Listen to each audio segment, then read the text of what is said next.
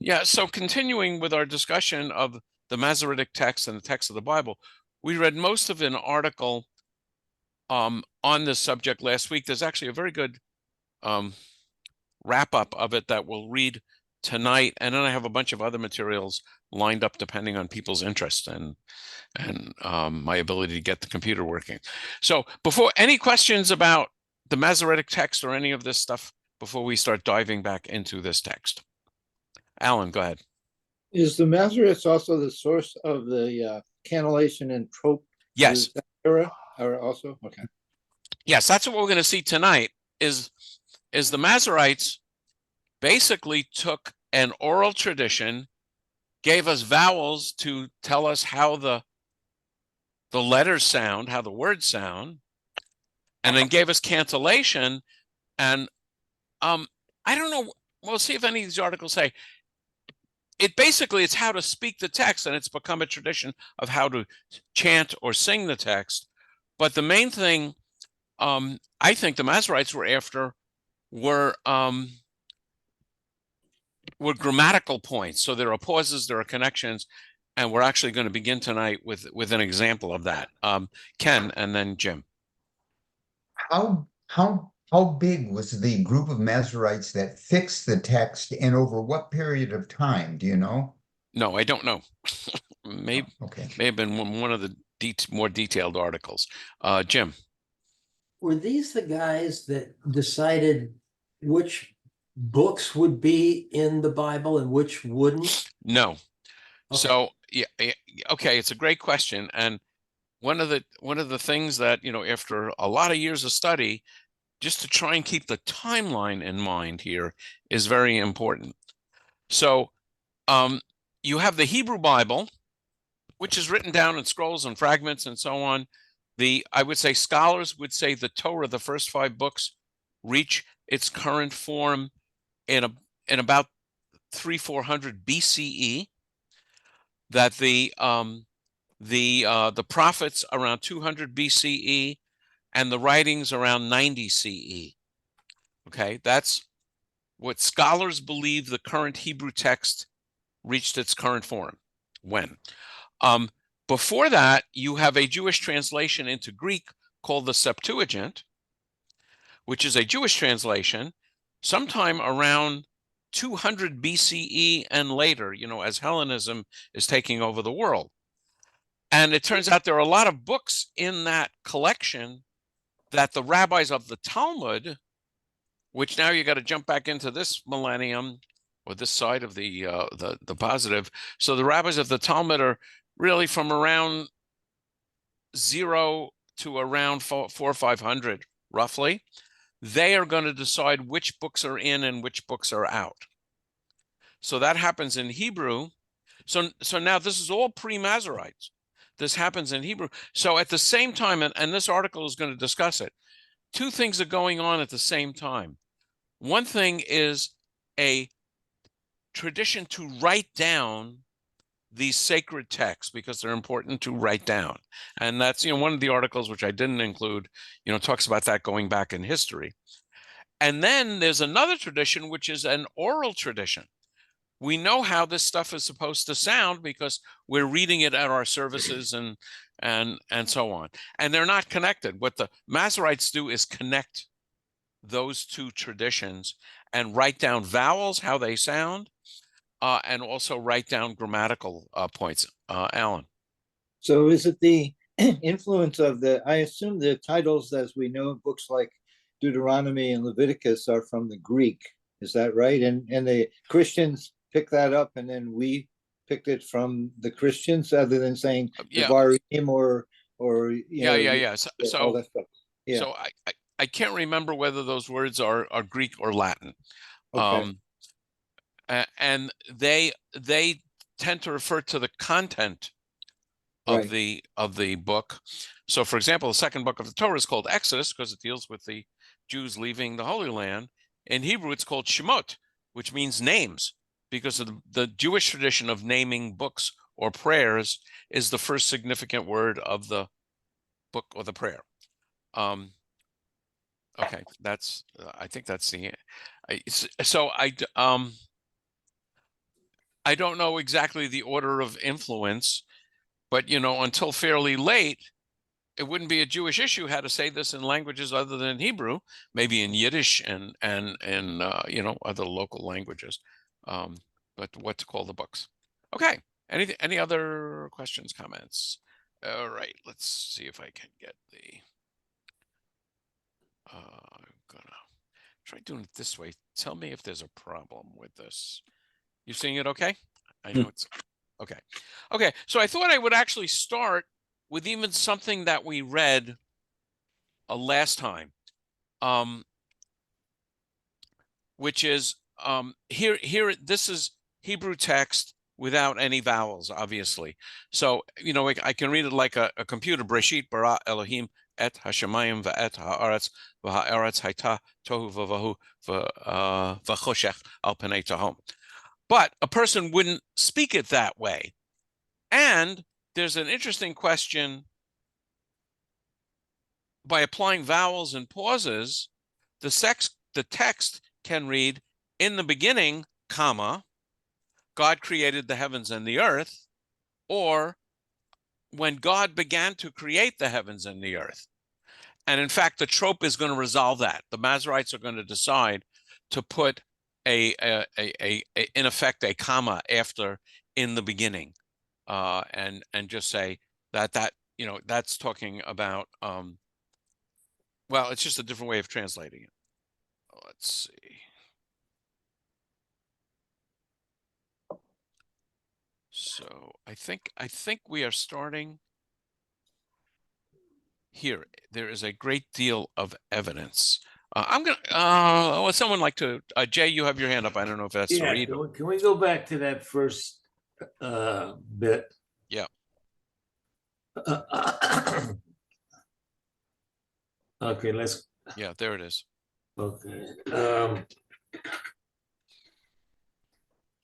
I had this discussion last night with another rabbi.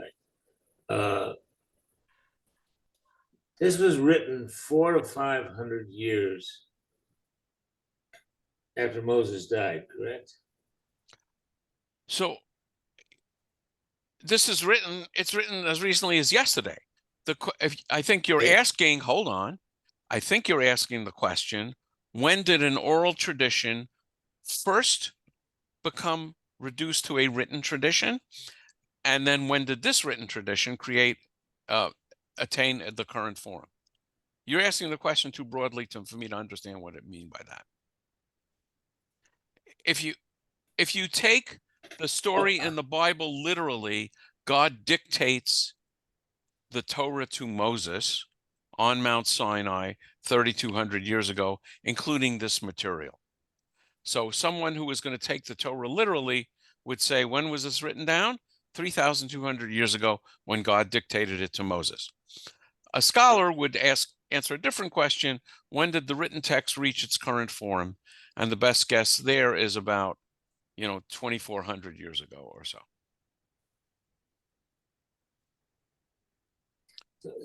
I'm very confused that my whole life I have been taught that God wrote the Torah.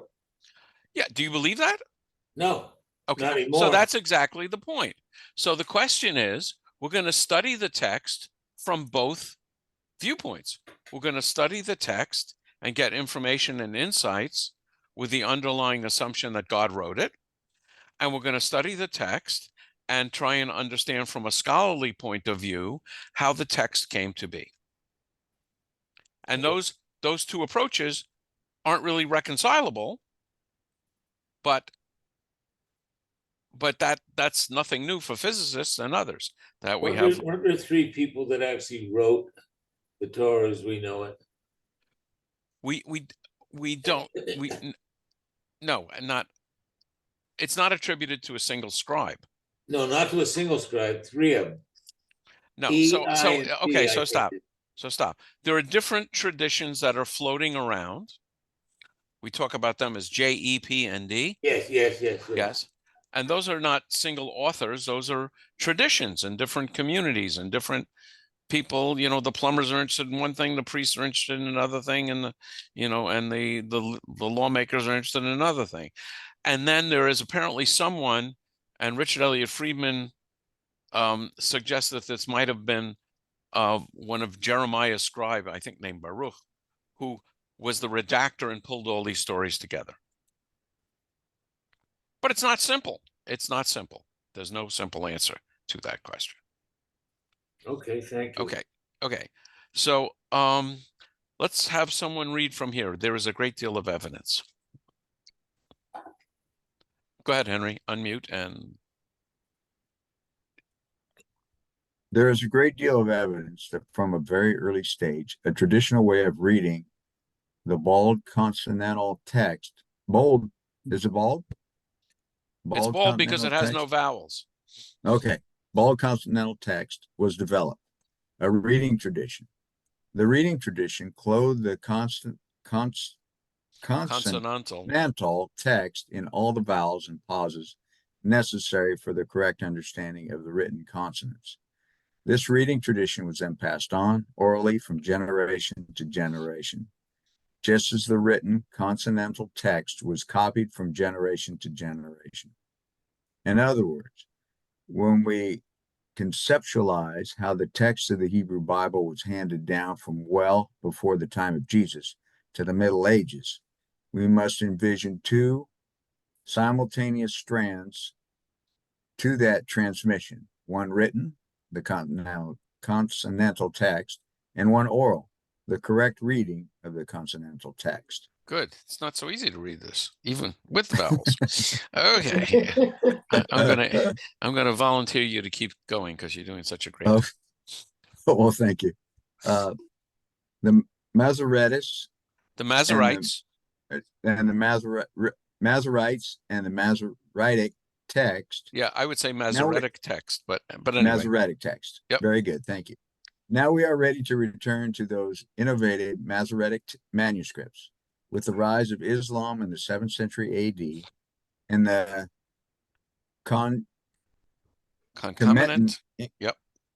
increase in written documentation in the following centuries, there was a general cultural tendency in the Middle East towards increasing textualization. During this period, traditions that had previously been preserved orally were increasingly written down. This move towards textualization was naturally felt by the Jewish communities living in the Middle East. I'm going to slide in the 7th century Tiberias, in the north of the land of Israel, there arose a group of scholars whose particular expertise lay in the accurate preservation of both the written and the oral strands of the Hebrew biblical text.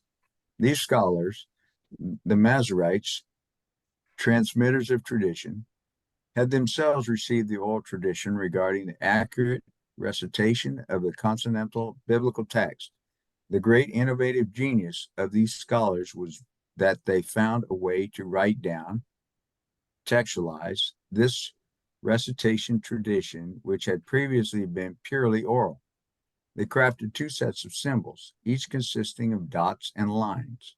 One set represented vowels and the other represented the pauses and linkages required to divide the text into the correct sense units. These latter signs are usually called accents. These vowels and accents were then written in and around the consonantal text itself.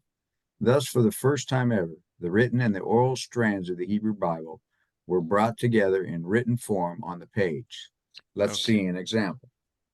Okay, so I'm just going to point it out and then we can continue reading.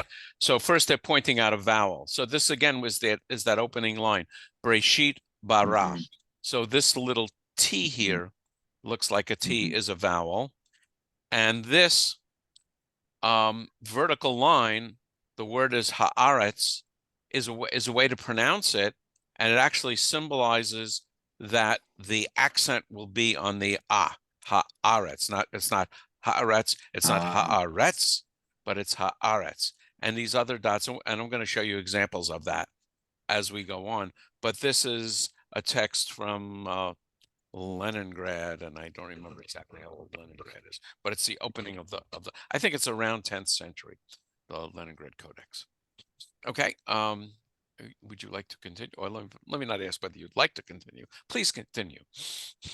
Sure. Above, we saw that the Masoretic text, unlike the biblical text preserved in Hebrew Bible scrolls, seems to have all sorts of dots and lines around the consonants. Now we understand that these represent the vowels and accents of the oral reading tradition made visible for the first time on the page, together with the consonantal text.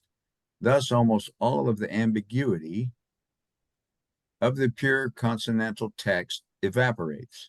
The image above shows the Masoretic text from our earlier example from Genesis 1. The two vowels in the upper red box and the accent in the lower box point rather clearly towards the interpretation that translates as, in the beginning, God created the heavens and the earth. Now the earth was formless and void. I think, well, we just have a little more. Okay. Innovation and preservation. To sum up, the Masoretic text is the particular form of the Hebrew Bible found in Masoretic manuscripts from the 9th to the 10th centuries onward, and is the fruit of the genius of the Masoretes, the Jewish textual scholars active in Tiberias from the 7th to the 9th centuries AD. The Masoretic text differs from previous forms of the Hebrew Bible. Previously, only the consonantal text was written down in scrolls, while the ancient tradition of how those consonants should be read out loud was preserved orally. In the Masoretic text, for the first time ever, the oral recitation tradition was made visible on the page, together with the consonantal text, thanks to the Masoretes' creation of vowel and accent signs. What we have done in this article is to explore, from a historical point of view, what the Masoretic text is, where it came from, and what makes it different to the previous forms of the Hebrew Bible. We have thought of the Masoretic text as a kind of medieval innovation, but we cannot claim to have begun to understand the Masoretic text until we have thought about it from the opposite perspective as an act of extraordinary, almost miraculous preservation. Okay, thank you. Yeah, not the easiest reading. Okay, any questions or comments on this? I think I have a little more on the Masoretes, and then I want to discuss. Can you hear me? Yeah, now I hear you. We couldn't hear you before. Okay, I have a question. Talk about the oral tradition, but it would have seemed to me that in different communities, there would have been not necessarily the same oral tradition in how it was read. Okay, so are you talking about the oral tradition that became the Talmud, or the oral tradition that became like these early books of the Bible? The early books of the Bible. Yeah, so absolutely true. There would have been lots of different traditions. And then at some point, people would start writing them down. And then at another point, someone, and it may have been, and I don't know if they talk about this from the Bible, it may have been the scribe who took a lot of variant traditions and said, and with the rabbis saying, this is the written tradition we are going to maintain. So that's what the Masoretes used. So the Masoretes, so what I've just described, probably took place 600 or 700 years before the Masoretes. And then the Masoretes had to come up with what the text was that they really wanted to use. What do they do if there's a clear error? Okay, rabbis, here's a question for you. You have a clear grammatical error. In the best copy of the text that you have a clear grammatical error. And this may have arisen, now I'm taking a scholarly view with poor copying or poor grammar from the author and correct copying. So now you're the Masoretes. Okay, so tell me any ideas on what we should do. We have a clear error. It's not a big error. It says instead of his something, it should be our something or your something. I can't remember. I'm going to show it to you in a second. So what do you think we should do with this sacred text? Leave it alone because it's become the tradition. Okay, but this was the Masoretes. They were first pulling it together.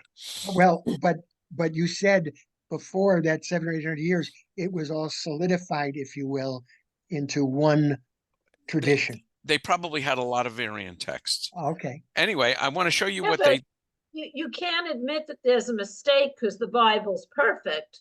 So you have to put something in the margins or use, some kind of accents or things to correct how it should really be. Yeah, and I think we looked at this. Can you see the biblical text on your screen? Yes. Yeah, and Mhm. yeah, so it's I mean, I'm gonna zoom in a bit. I'm gonna zoom in a lot. So I'm gonna I don't have a touch screen. Okay. So this, is I think these are I think this one is Dead Sea Scrolls. And clearly there's no punctuation and there's no accents. I just saw some interesting dots. I wonder what the tradition is on that. I have no idea. And I think this is also a scroll, and it very much resembles a Torah scroll. And then the Masoretic text that we have from one of the early books has lots of what you were talking about, Cheryl. There are lots of notes in the margin. There are small notes on the top and the bottom. And so, in fact, I just want to see what's going on in chat. In fact, that's what the rabbis, that's what the Masoretes did. So I want to show you an example of that. I think I have it right here. So I have a great program which I'm going to introduce very extensively in a moment. So this is now Genesis. I'm sorry. This is Deuteronomy 5:10. I'm going to go to a translation. You'll see why I love this program and why it is a tragedy that it's out of print.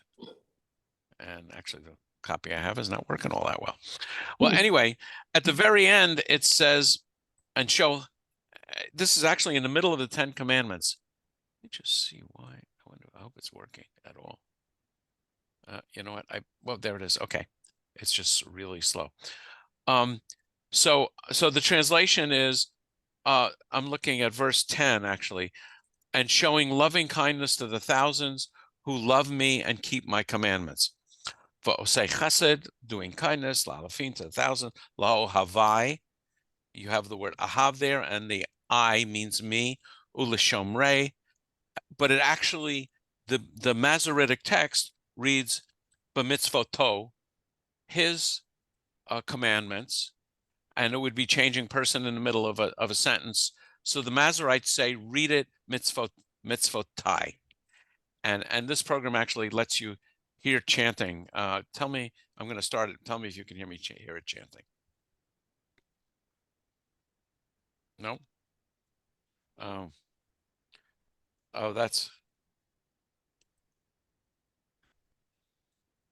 I may not. Let me try it one more time. I don't think I enabled sound. Okay. Okay, we're going to try again. I think this will work. ועושה חסד לאלפים, לאוהבי ולשומרי מצוותיי. Could you hear that? Yes. Okay, yeah. So he said mitzvotai. So this is what the Masoretes did. In a lot of places, they just changed. They would change the word.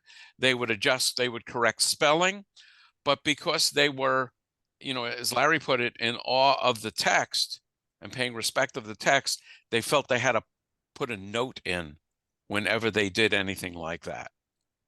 I am going to take a look. Can you see this, understanding the basics of Torah? No. No. Okay. Yeah, I need to do sharing twice. Okay. And I'm sure you can see it now, right? Yes. Okay, good. Yeah. So this is actually a pretty good article. The program I'm going to show you, Trope Trainer, is a fantastic program. It only has one problem. It hasn't been available for several years. There was this genius who put it together, and he never arranged any for anything after his retirement. And so the program is basically out of business, but there's a company, tropetrainer.com, that sells it as a service. And I've been, every time I upgrade Windows, I'm very nervous about whether Trope Trainer will run my old copy. But in the article they talk about the origins of Torah trope. And the other thing, which is kind of interesting, and I see it translated different ways, the trope notations are known as ta'amei hamikra. Ta'amei means taste. It's like a way of tasting the text rather than just reading it. I kind of like that. Like, let's see. So there are different symbols. I think I have somewhere here. I think there's like 20 different symbols. But what I wanted to read was a little bit of this. I'm going to read it. The relationship between trope and Hebrew grammar. Each symbol in the Torah trope corresponds to a particular grammatical structure or type of word in Hebrew. By following the Ta'amei HaMikra, the reader can bring out an underlying structure of the text and its meaning. For example, the symbol called munach is a small dot that appears under the letter. It's used to indicate a pause or a break in a text, often at the end of a phrase. The symbol called tipcha is a vertical line with a dot underneath it. It's used to indicate a minor pause or break in a text.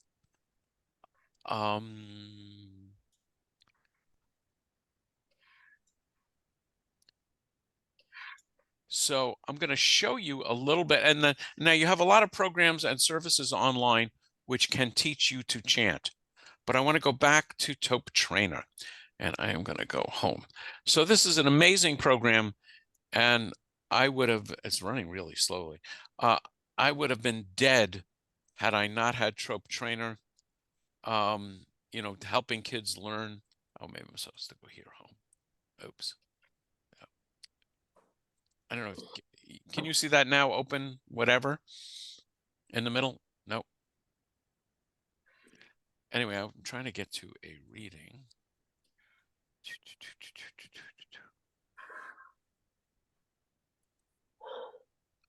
Okay, here we go. I'm going to open the very beginning of the Bible.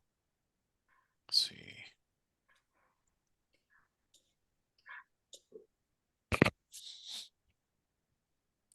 Okay, you see where it says Bereshit Shabbat?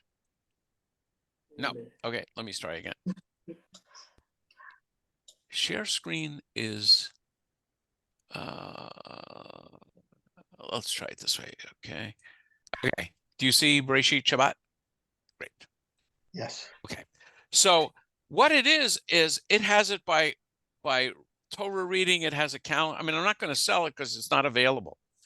But what you have are, you have a tremendous possibility of different kinds of display. You can display it with the translation, and then as you click play, Bereshit bara Elohim et hashamayim v'et haaretz. so that's one way of reading it. And I have it, I don't know if you can see up here, I have a Sephardi tenor. But if you have a child who or a young woman who's a soprano,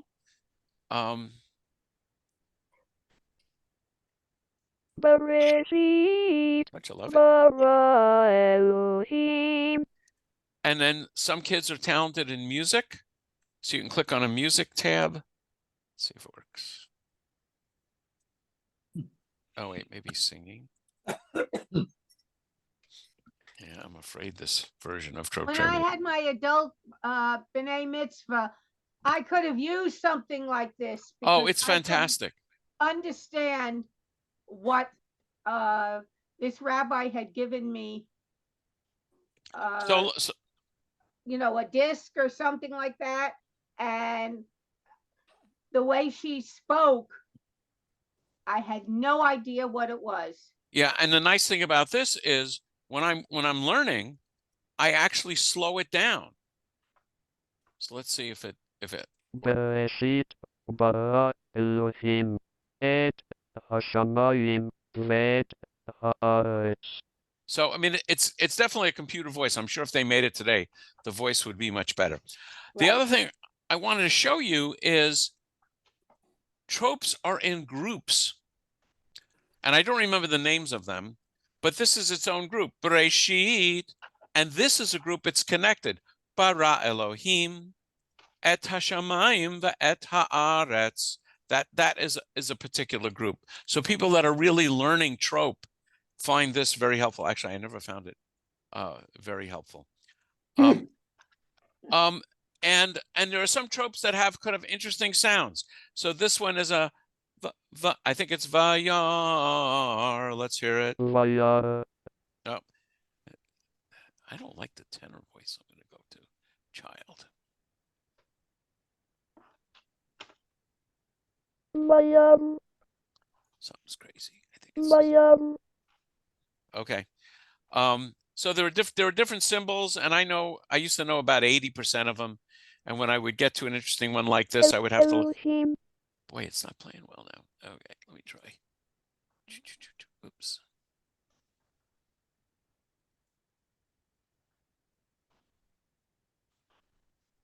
Bereshit. Okay. Is it singing? Let me just hear it. I don't know what's going on. Bereshit bara Elohim Okay, et hash. it's not singing it. I don't know why it's not. Oh, you can add music. Okay, I am really sorry. I am gonna try and do one thing. I'm gonna try and start it. Can I talk while Sure, you do? sure, please. Okay, so I've controlled myself as long as I could. There's a product that a partner and I created, something called Magic Yod, based on a smart pen from a company called LiveScribe. Oh, I remember that actually. Yeah, and so that was our product, and we competed with Trope Trainer. This is 2009 to 2014, I guess, before we ran into a expensive upgrade to software that we weren't selling enough to upgrade it, so we stopped. But what we did to fill that in is this pen followed the trope phrases, or we programmed it, and we could take anybody's voice, your voice or a cantor or any teacher, and that made it comfortable for the bar and bat mitzvah students to have their own voice, not the computerized voice.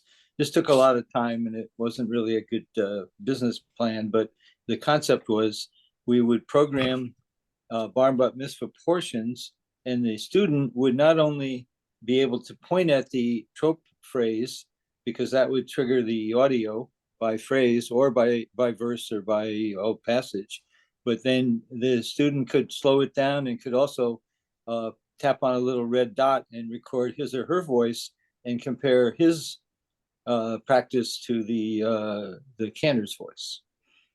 Okay. So it had a great opportunity to totally overshadow Trope Trainer, except for a few business issues, not the technical things, but the yeah. Okay, so I'm just throwing that in. What I want to do now is play.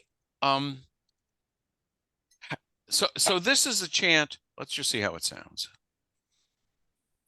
Bereshit bara Elohim et hashamayim ve'et haaretz. Okay, it's just not singing it. You had a staff, a musical staff a little while ago. Yeah, no. Oh, maybe I'm. When I took a cannellation class from my cantor, which that she did for each of the little cannellation marks, there were different notes that we could see next to them. You had to be able to read a little music, but that was the approach to learning how you would deal with those symbols. I mean, I've worked with this a lot. Bereshit bara Elohim et hashamayim ve'et haaretz. Let me just try and change the thing, and if this doesn't work, I'm not sure what I'm gonna do. Haaretz. Bereshit bara Elohim et hashamayim ve'et. Let me try a really radical different one. Syrian.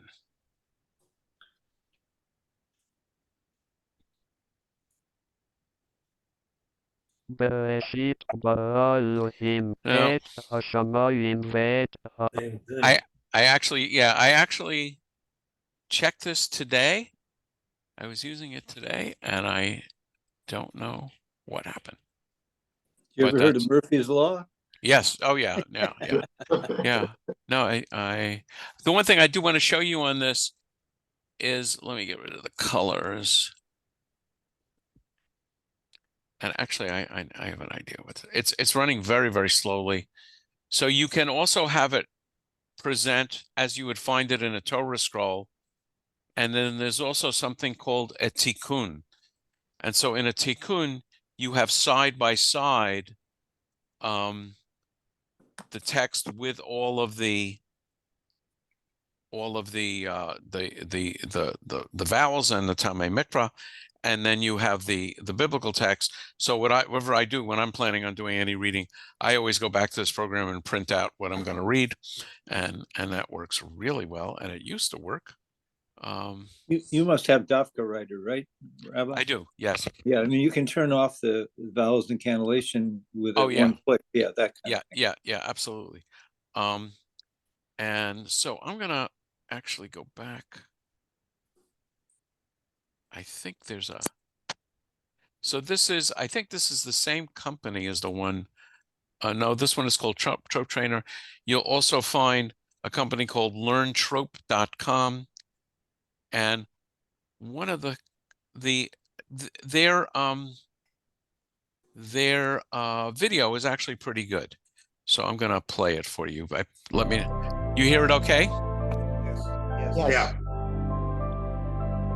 It sort of If you gets read Hebrew, advertising at you're the end. already familiar with the vowel marks that appear above and below the letters. These symbols help you pronounce the words correctly. In certain Hebrew texts, there are a second set of marks. These symbols, called trope, show you how to chant the text as you would hear it when attending a bar mitzvah or a Jewish holiday. Many people, when first learning to chant, rely on a recording to memorize the melody. This may be easy for a couple of lines, but for a longer passage it becomes very difficult. Learning the trope will help you chant any reading without needing a recording. All it takes are a few simple lessons and some practice. Let's start with a quick example of trope, and then we'll show you how to use the lessons at LearnTrope.com. This is a line from a common Jewish prayer. You may already be familiar with the melody, but here we'll break it into 3 steps. First, read the Hebrew out loud, paying close attention to the pronunciation.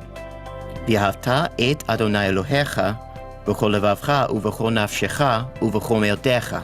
Second, identify the trope and sing the melody. You'll learn these at LearnTrope.com. מונח זקף קטן. Now, I just want to explain what they're doing right now. They are chanting the names of the trope. So when, at the very beginning of studying this, you learn the names of the trope, like Munach. And so the first thing they would teach you to do is go through the line, not trying to read the words, but just chanting the trope that you find. That's what he's doing right now. טיפחה מונח אתנחתה מרחה טיפחה סוף פסוק. You see it changed to the red. Combine the melody with the text.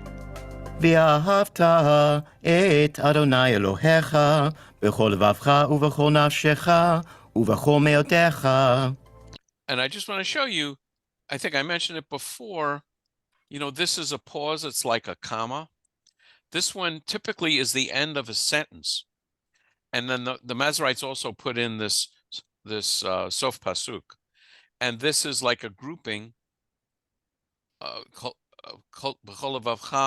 That little symbol, which is a comma in the other direction, kind of encourages you to connect the words, uvechol nafshecha, and then there's a pause, uvechol meodecha, at the end.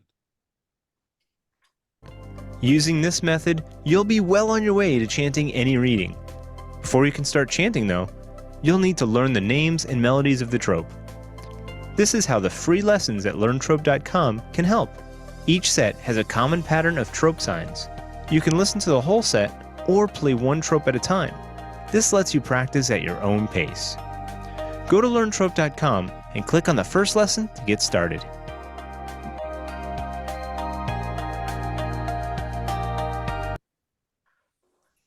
Let's see. I think that's also the Deuteronomy 5. The only other thing, are you seeing now Sepharia and Deuteronomy? Okay. Yeah. So this is that same section that we read before, which is the read it this way and not read it that way. And then sometimes you'll see this little letter in a text. And that little letter refers to a spacing that will be only like 11 spaces, but not a new line. So the Masorets were, I think the Masorets were doing that as well. There's actually a, go ahead. And Rabbi, I think those samach also help you find places on the scroll itself which don't have absolutely. Yeah, when you're working from a written text, I assume you can't see this other text now from Kindle. I'm gonna do this and go back. Let me do it this way. So this is just the Plout Torah text in Kindle, because it's useful in moments like this. And here's the same text with, at the very end, it says mitzvotav, but they're telling you to read mitzvotai. And in some texts, I don't think in this book, they will actually have Masoretic notes at the bottom. There's another fun one here, which is page 960.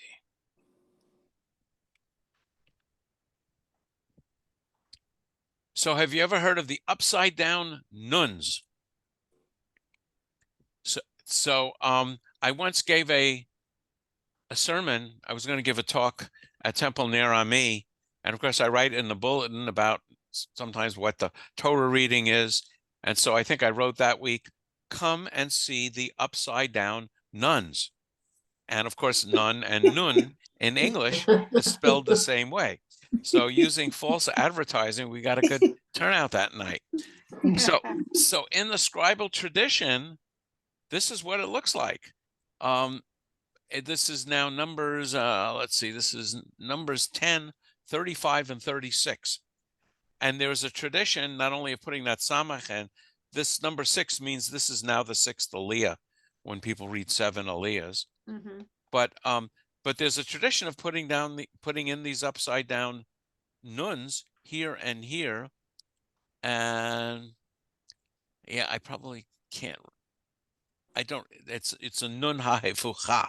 So they're explaining to put a reverse nun here. And some scholars believe this is going to drive, I think, Jay and I don't see Erwin. Erwin was here before. Crazy. But some scholars believe what we have as the book of Numbers today really should be read as 3 books. Book number 1 would be the text up to this point.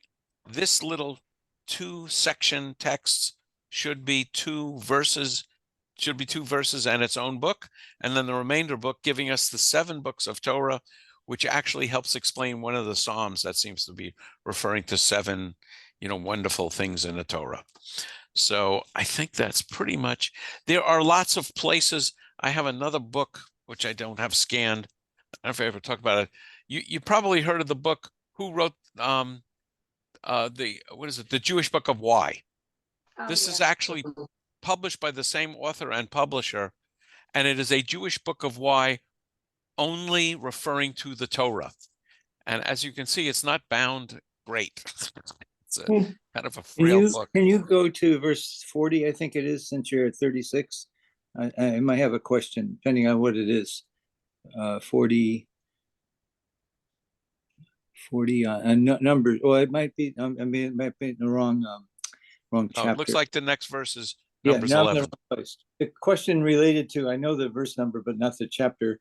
There are verses way buried in Numbers, which are the basis for the prayer after the Haftarah about the last part of the prayer.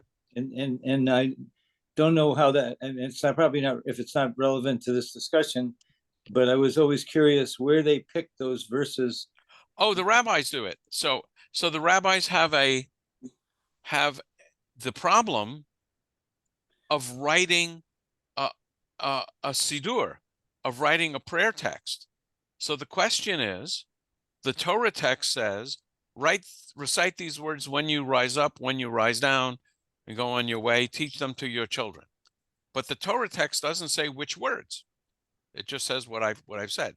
So now the rabbis are putting together a prayer book, and the prayer books are hundreds of years later. The oldest prayer book shreds we have are actually in the Cairo Geniza, and they're like from the 8th century or so. So now the rabbis have to take all of this Jewish tradition and decide what is it we should be doing. In this case, in the V'ahavta, since it says when you lie down and when you rise up, the rabbis decide it's a morning and evening prayer. So they're going to put it in the morning service and in the evening service. The V'ahavta is not in an afternoon service. And then they're going to write the sections of the Torah that you read after reciting this prayer. And as you point out, they're from different parts of the Torah. They're not immediate. The first paragraph is what immediately follows the Shema and the Torah. But then the rabbis, the prayer book itself is really the rabbis cutting and pasting the materials that they want to put in. So in some cases, those are biblical verses. Anywhere in the Bible, it can be from Torah, it can be from Psalms, it can be, anywhere. And then they will add material from the Talmud, from the Mishnah, from the Zohar, and then they will add their own material. If you pick up an Orthodox prayer book today, you will find in the morning, in the service, I don't know which one, a prayer for the state of Israel, which by definition couldn't have been added before 1948. So every movement revises and adjusts its prayer books,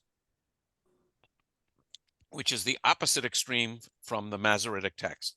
The Masoretic text never changes, but yeah, that's the answer to. It's based on meaning, probably, right? So the Laman Tiskaru, the phrase at the end, is stuck in toward the latter part of Numbers. I happen to know that. Yeah, it's actually right after the in Deuteronomy. CC. Yeah, right. Right. Sorry. Yeah. Right. Yeah. So the Shema speaks of one God. And then the very next verse after the Shema is love God with all your heart, mind, and all your being, right? Right. And then so what the rabbis are picking up, they're picking up some verses, like if you fail to obey my commandments, terrible things are going to happen. And that's in a traditional Orthodox and even conservative prayer book, but it's not in the Reform prayer book. Because one of the principles of the Reform prayer book was to try and make the service shorter. So we eliminated not only troubling theology, so there's a lot of traditional material about the Messiah in an Orthodox prayer book, and we tend not to read that in a Reform prayer book. But they did add that Laman Tizkeru. The Laman Tizkeru, we sing in the V'ahavta. So if you remember them and you obey all my commandments, good things will happen. Right before that in the text is the commandment to wear a talit. And the reformers got rid of that one because the early reformers dispensed with the talit and a lot of traditional dress. So Rabbi, I have another question if I can. The trope itself, there's a Torah trope for the entire 5 books of Moses, right? That's been done by the Masorets, right? Yes. Okay, but there's parts in the Siddur where we can't chant them because there's no support for chanting them, and so it's either not read biblical. them. Yeah. So it's a very good question. The Masoretes included trope for the entire Bible. It's also in all the other books of the Bible. The trope is there. And there are different traditions. Like, on a typical Saturday morning service, we chant from the Torah, and you'd use Torah chanting. And then you also chant from the Haftarah, which is from the prophets. Which is different trope, right? Totally different. Hold on a second. Okay, sorry. The marks are identical. Oh, yes. But the tradition of how you chant them is different. But the tradition of how you chant is different between the Ashkenazi and the Sephardic, between Chabad and modern Orthodox, between Moroccans. There's a separate chant. I'm not going to jump around again. But in that list of different ways to chant, there is a Moroccan chant, Casablanca, and there's the Moroccan chant for the rest of Morocco, because Casablanca was probably very influenced by the Spanish tradition. So, and then there's a different way to chant the 10 Commandments on Shavuot. And there's a different way to chant each of the different scrolls. So Lamentations on Tisha B'Av. But the Ten Commandments on Shavuot, I was at my temple in Tel Aviv. They used the Haftarah trope for the Ten Commandments in the morning. It was a morning service on Shavuot. I think it was. It could have been Yom Ha'atzmaut, but they used the Haftarah trope for that. So my understanding is it's a separate trope.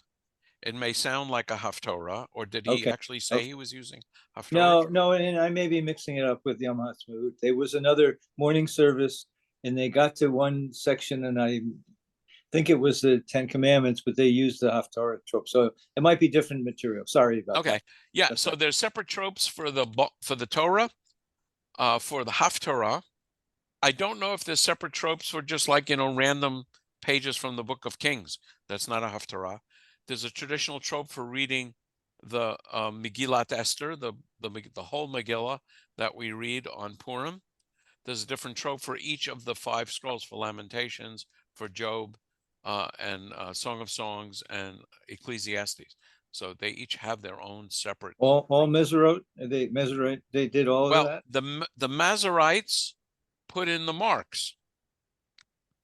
The cantors come up with a melody, and different cantors in different part of the world come up with different melodies for the same trope. I actually hope to illustrate that, but my trope trainer just isn't cooperating today. But Cantor Anatole once told me that based on the Jewish calendar, he could I couldn't, but the cantor could identify where you were in the calendar based on the trope. Yeah, basically what day of the week. So there's weekday trope.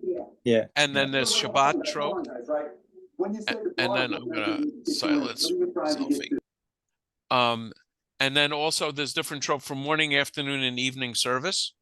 And there's different tropes during different holidays. So that's what he's talking about.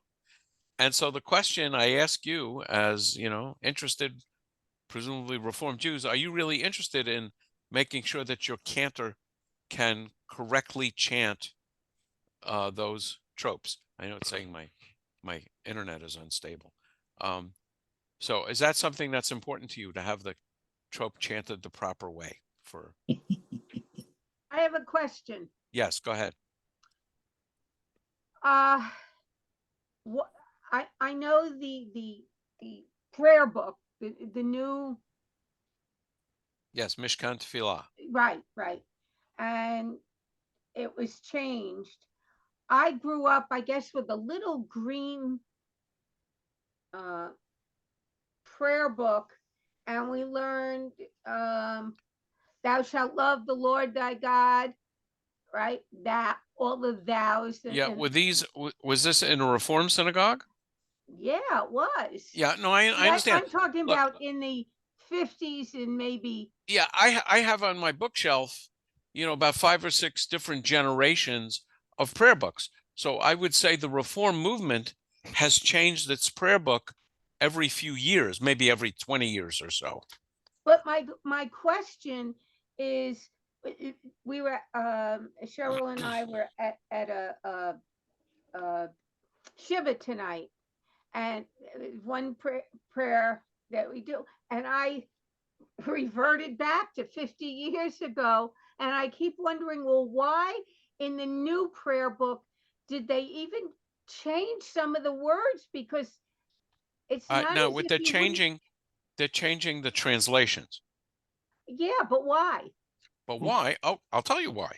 Because people were uncomfortable with assigning God a male gender. That I could understand.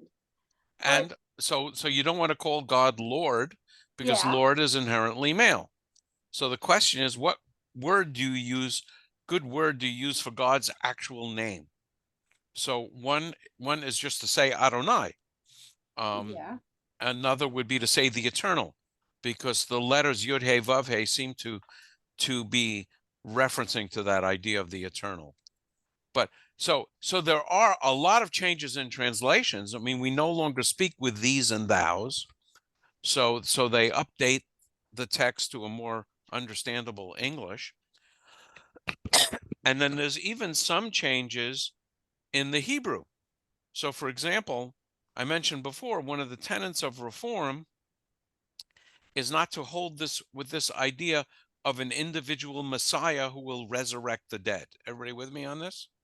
Yeah. So in the second prayer of the Amidah, we now end it, and you'll recognize these words: Baruch atah Adonai mechaye hakol. If you go back to either an Orthodox or a conservative reading, it's mechaye hametim, which means the prayer is about God's strength. The best example of God's strength is resurrecting the dead. So a Orthodox and a conservative prayer book has used in that prayer, probably for over 1,000 years, mechaye hametim. So now you get to what is a more interesting question and more difficult question, Jane, which is, when do we have the right to change the Hebrew text? But what clearly they decided to do was to change the Hebrew text to be consistent with our theology. Our theology doesn't necessarily hold with the idea of an individual Messiah who will bring life to the dead, but we changed the text to Mechaye Hakol. And if you're really, I'll call on you in a second, Alan. And if you're really sharp on your liturgy and you know traditional liturgy, you can find, probably, I would say, just in the Avot and Givorot, I can think of about 6, maybe even more, probably a score of differences between the traditional prayer and the prayer that's currently used by the Reform. And gradually, even the Reform movement changes. So in our current prayer book, you can make a choice. Maybe that's what you were going to point out, Alan. Why don't you go ahead? Well, a few Reform temples actually use the more traditional version about, I know Central Synagogue in New York does say the words resurrection. My example, which has some history, was the matriarchs adding to the Hebrew.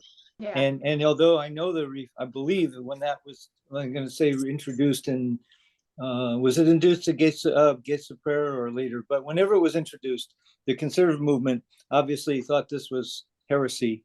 But if you pick up today's conservative movement prayer, Sim Shalom, it either has the matriarchs as an option, or it has the, so right.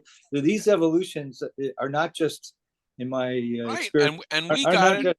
And we got it from the Reconstructionist movement. They were the first. Okay, but Reform is sort of a maverick in many ways, but I'm using that example that everybody, all of Judaism, has this sense of evolution in many ways, some more than others, of course.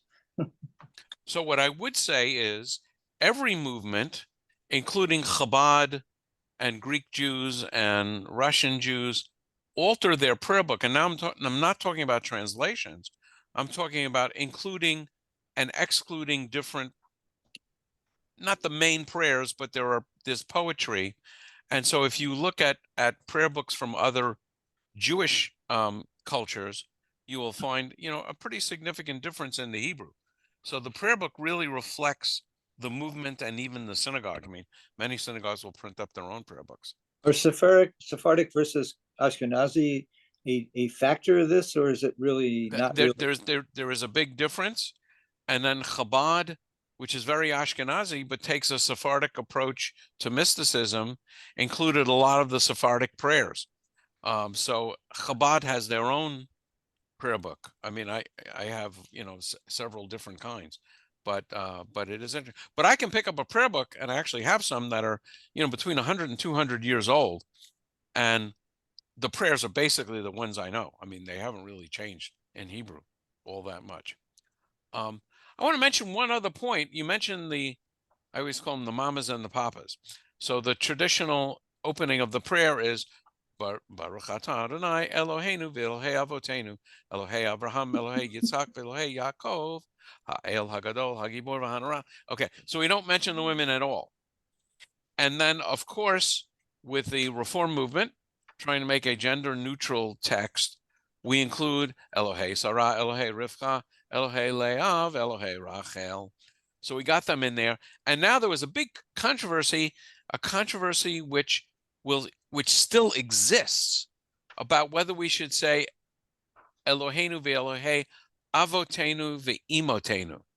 Because in Hebrew, avotenu means parents. It can mean fathers, but it's also understood to be both fathers and mothers. And so there was a big controversy about whether we should actually say imotenu there. And this causes some very interesting, heated discussions, amongst Hebrew scholars. And when they work on new prayer books, they're getting this. By the way, they are in the process of producing a new Torah, an updated version of Plaut, and that's being, tested in different congregations. The rabbis, martyrs are doing that. Yeah.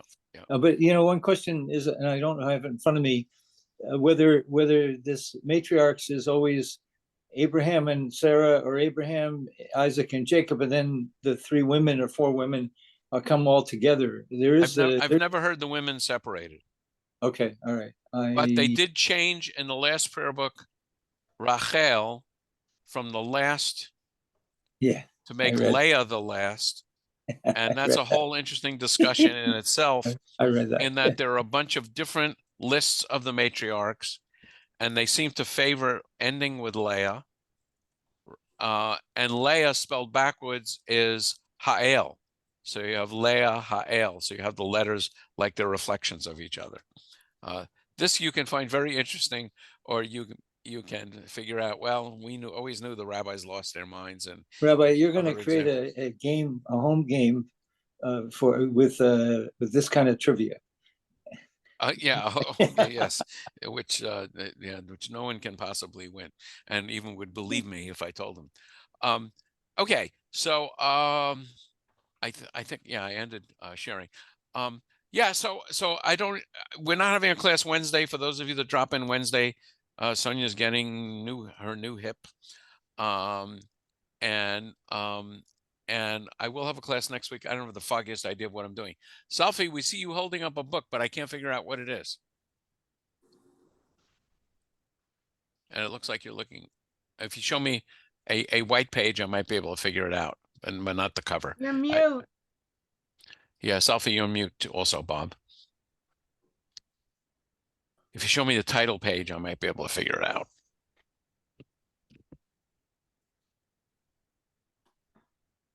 Now we can hear you if you talk. Yeah. This looks like the table of contents. Yeah, there's probably a page with what looks like the title of the book. Maybe not. Yeah. Monday is no, though, Need right? more light. Let me just see it. I'm going to pin you. Pin. Seconds. Whoops, I don't know why I don't have it. Hold on one second. No. I'm trying to get you pinned. Yeah. I think I need to restart my computer. It's Tfilat u Vishiron. So it's prayers and songs. I can't read the German. And then it says something for Yisraelim, for the Israelites. Can you translate? Can you read the Hebrew? Yeah, it's Filat Yeshurun, it's prayers of the Jews. Using the word Yeshurun for Jews, which you do hear for some time. Yeah, I think the copyright on this it was printed in Austria and in 1935. And I love old books. I have a whole bunch of them that are well over 100 years old. Okay, so and, we got a name here, Dr. M. Sachs. Interesting. Okay, I am going to stop the recording.